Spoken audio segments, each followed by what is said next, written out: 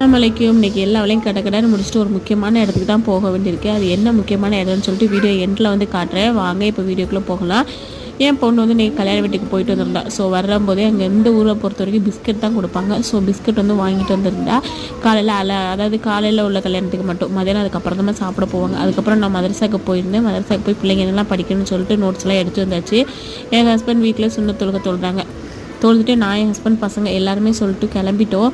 எங்கே கிளம்புறோம் அப்படிங்கிறத இப்போ காட்டுறேன். நம்ம டிஎன்டிஜேலேருந்து மாநாடு ஒன்று நடத்திருந்தாங்க. வரதட்சணை வந்து வாங்கக்கூடாது அப்படின்னு சொல்லிட்டு.